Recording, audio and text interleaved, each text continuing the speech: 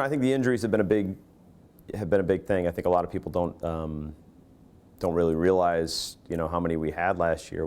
Brian Pratt was the starting pole, and Michael Quinn obviously attempted to come back from the ACL injury, and then Chris Keating hurt himself in the Navy game, and so we had 2 defensemen with torn ACLs running around out there for a little while. So the guys have been really great about getting the work in and getting the rehab in and doing all that. We get one of them back this year, so that has affected our kind of stability down there, our depth, I guess. So it's just kind of it looms over us a little bit because we don't have any way to tell how we're doing. We had a fall game, we didn't play great, but we'll know more exactly where we stand once scrimmages start, I'd say.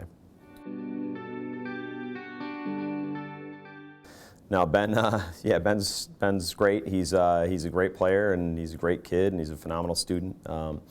He's really trying to work on his weaknesses all fall, and that's kind of the next phase for him. Is I think he realizes, or he's starting to realize where his ceiling is, and what's keeping him from getting even better would be maybe his right hand, or trusting his ability to feed and a little bit more. And I think he's, when you get to, I think, that level, that good a player, I think it's harder to find these things. But I give him a lot of credit. He's really worked hard at making his weaknesses his strengths. And it's hard for him. He's academically, he's got a lot on his plate. So it's really hard for him in the fall to concentrate on those things. So he's a microcellular developmental biology major. And he is he's got 3.97 or something close to that. He I don't know how he does it. He works really hard, and he doesn't sacrifice anything in the weight room. He doesn't sacrifice anything on the field, and we give those guys, those medical, pre-med major guys, a lot of latitude with class times. Tyler Warner's another one. He's got an incredible GPA, and he's getting a lot of the same classes that Ben is in. So, it's really it's impressive to see. It's one of the great things about coaching at a school, in the Ivy League, where these kids have these opportunities to study these incredible things, and you it's really humbling that you get to coach this kid who's going to go on, hopefully, or these more than a couple kids actually that are going to go on and do amazing things outside of lacrosse.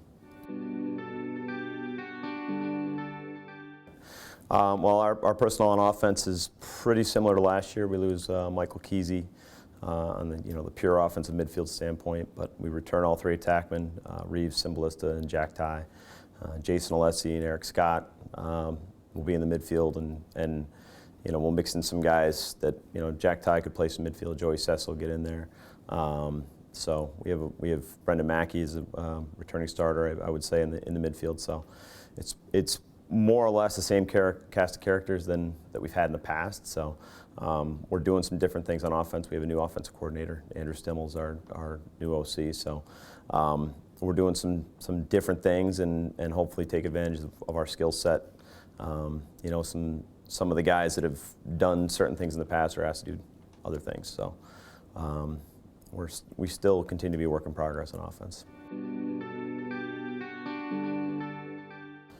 Well, we're trying to get Brian Pratt back from an ACL injury. He would have been a starter on last year's team and injured himself in one of the first scrimmages. So once he gets back, he's plays long stick. He can play down low.